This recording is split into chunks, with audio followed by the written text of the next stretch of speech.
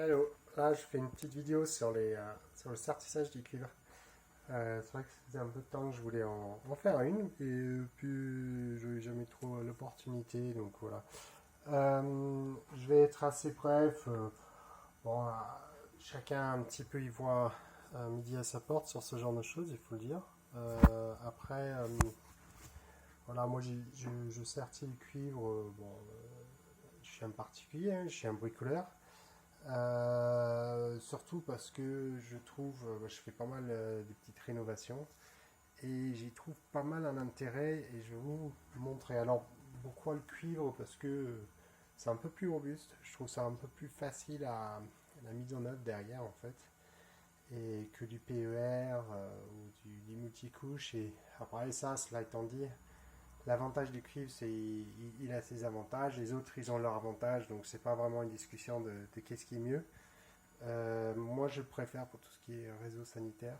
Je trouve que c'est pas mal. Et puis surtout, j'aime bien parce que parfois, quand il faut passer en apparent, un tuyau de cuivre, je trouve vachement plus propre. C'est vrai que le multicouche est pas mal aussi. Après ça, en termes de coût, maintenant, le multicouche et le cuivre, c'est un peu kiff-kiff. Bon, peu importe. Donc, je vais vous montrer aujourd'hui, je vais me servir de cet appareil-là.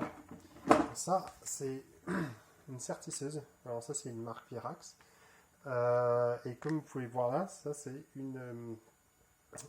ce qu'on appelle une pince mère. Donc dans la pince mère, je vais tout simplement insérer mes petits machins. Je les ai là. Oh, je les ai pas là.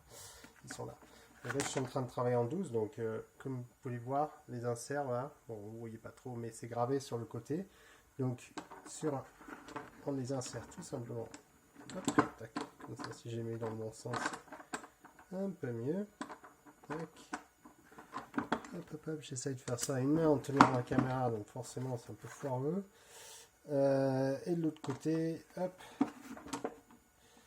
on va juste l'ouvrir un petit peu. Donc, les machines comme ça, les Virax hautes, en fait, ça se trouve dans les magasins pro. C'est vrai que les pros, c'est vrai qu'un plombier, quand il vient chez vous, il a plutôt tendance à faire de la brasure. Il est un peu contraint, de ce que je comprends. Mais il y a un avantage, comme j'ai dit, dans la réno, et puis là, je vais vous montrer un petit peu. Voilà. Donc, ici, vous voyez, en fait, j'ai déjà préparé un peu le chantier. Donc, en termes de préparation, c'est exactement pareil.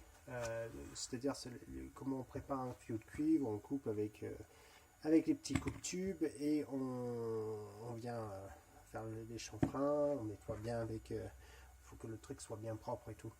Là, vous voyez, en fait, j'ai coupé un tuyau pour la reprendre. C'est tout simplement que il y avait un plombier qui était passé qui m'avait fait l'install, mais on ne savait pas trop où on voulait le faire sortir. Donc, on a fait un petit peu trop loin. Et du coup, je reprends pour faire sortir voilà, un endroit un petit peu qui va mieux pour la salle de bain qui est de l'autre côté. Et il faut que ça reste dans le cloison. Donc voilà. Donc ici, en fait, j'ai fait le montage. Ah, il est parti de l'autre côté, j'ai allé chercher, mais j'ai fait le montage. Vous pouvez voir en fait ici. Hop, on va mettre le bac ici. Voilà, très bien. Tac, ça. Tendance à accumuler un petit peu d'eau là-dedans. Vous voyez ici, en fait, c'est pas du tout serti. Et ça, c'est le premier truc que je trouve vraiment sympa avec cette technique. C'est que vous voyez là, c'est un coude. Alors, on peut toujours chauffer pour faire les coudes. Là, je suis un peu feignant parce que je suis dans un endroit, c'est un endroit avec l'espace assez restreint. Donc, avec une cintreuse, normalement, on fait les coudes parce que ça coûte cher. Ça coûte, vous allez être à 2 euros, 3 euros par raccord. Donc ici, ça s'emboîte tout simplement. Tac. Et puis, vu qu'il y a un joint, vous voyez, alors on va essayer de regarder à l'intérieur, vous voyez, il y a un joint et la sertisseuse va sertir autour. Alors il faut savoir quand les sertissages s'appelle le cold press aux States ou en Angleterre. Et c'est vrai que eux, ils utilisent ça vachement parce qu'ils ont quand ils font leur devis et tout ça, ils sont beaucoup plus sur du forfait, ils sont beaucoup plus à une vision du coût horaire étant le chose le plus important. En France, alors il y a un jeu de normes qui oblige le brasage.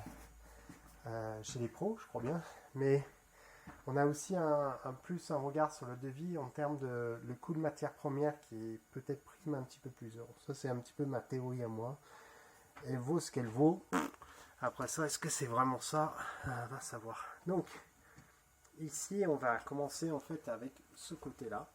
Parce que ce côté-là, en fait, il est plus aux entrées.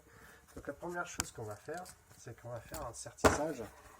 Donc là, je vais essayer de vous poser là. Comme ça, vous allez voir.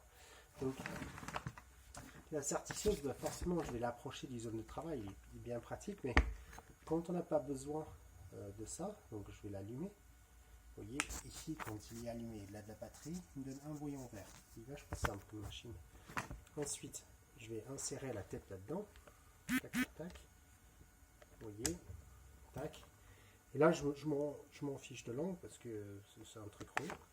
Et c'est important, vous voyez, il y a... Vous voyez peut-être pas, mais vous voyez, là, vous avez un truc rond, en fait, qui va rentrer dans la mâchoire. C'est la bosse. Donc, je vais vous reposer parce qu'il faut quand même bien les mains. Faites vachement attention à ce genre de machine parce qu'il y a 12 kN, un truc comme ça. Donc si vous mettez le doigt dedans, votre doigt il finit en bouillie. Une fois j'avais fait un sertissage, j'étais super proche d'un autre tuyau. Et il avait juste pincé le tuyau et le sertissage s'est fait comme si c'était normal. Sauf qu'il m'avait mis le tuyau plat comme une crêpe. Donc voilà, ça c'est un truc un peu à faire attention. Donc on appuie et on va faire un cycle de sertissage.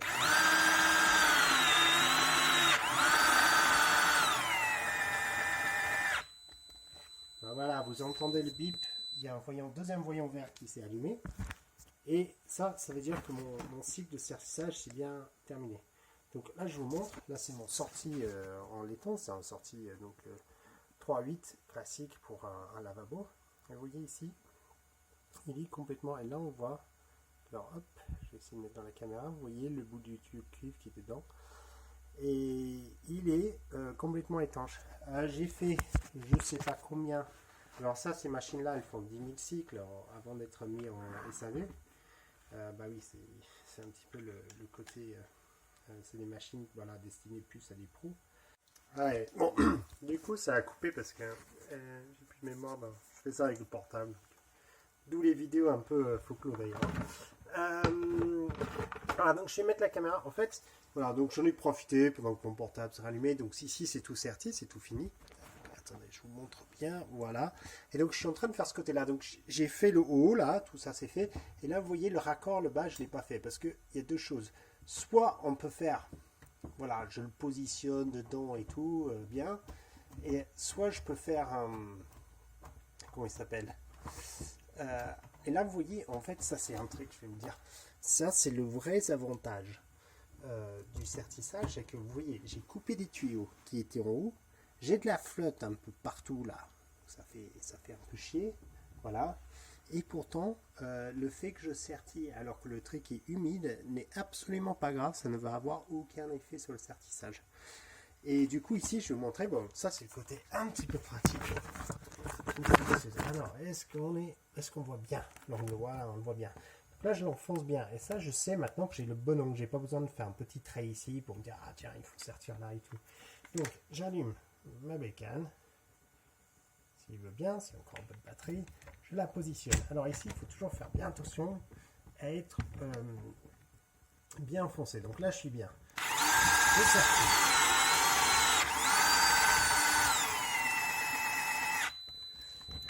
Alors, on remarque, et ça c'est pour ça que je parlais de temps au début, c'est que quand même, faut le dire, même si vous êtes un chef de brasage incontesté, ça va vite cette machine.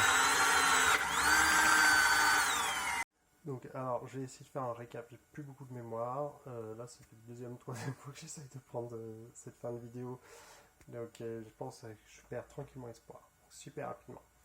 Vous avez vu le résultat, il est propre. Le sertissage, je peux le faire sur une zone qui est légèrement humide. Alors, attends, il ne faut pas que le truc soit en haut. Mais là, vous avez vu, il y avait un peu de flotte qui coulait, c'est absolument pas grave. Ici, j'avais dû ouvrir un panneau. Donc, c'est faire ça. J'avais fait exprès de laisser un panneau pas collé pour pouvoir l'ouvrir plus tard. C'est isolé en laine de bois. Donc, mettre une flamme proche de ça, ça n'aurait pas été prudent. Alors, je sais qu'il y a des pare-flammes et tout.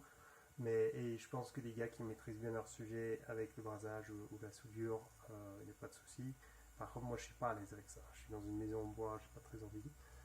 J'avoue aussi que je suis une banque absolue en soudure, de tout type. Mon papa, lui, il fait toujours à l'étain et tout. Moi, quand j'ai essayé et tout, j'arrête pas de défaire, c'est jamais tout à fait étanche, j'ai pas confiance dans ce que je fais. Et c'est bon, bref, voilà. Euh, la machine elle-même, une machine comme ça, là, vous avez plusieurs marques en France, il y a vraiment Virax et Rems qui vaut le coup. Pourquoi? Parce qu'ils ont une couverture sur le territoire. Vous avez un problème avec une machine comme ça s'envoie en réparation. Ça coûte à peu près 900 balles avec le jeu d'insert, ou du moins quand je l'ai acheté, c'était à peu près ça. Pour donner un point de comparaison et pourquoi je voulais faire ça, parce que je n'arrivais pas, alors je préférais le cuivre, c'est biocide, c'est pas mal pour ça, alors c'est pas le mieux ce qu'il y a pour le chauffage, parce qu'il y a les interactions avec les radiateurs, etc. Donc on parle vraiment de, ça je pense qu'il vaut mieux quand même de multicouche. C'est vraiment, ouais, c'est pas mal, c'est facile, on perd très peu dans le cuivre quand on achète, on trouve toujours les bouts pour racoler, pour trouver. En termes de coût, les raccords, comme j'ai dit, ça dépend ce que vous prenez. Vous prenez un truc comme les trucs laiton qu'on a vu, vous pouvez monter jusqu'à 4 euros par là.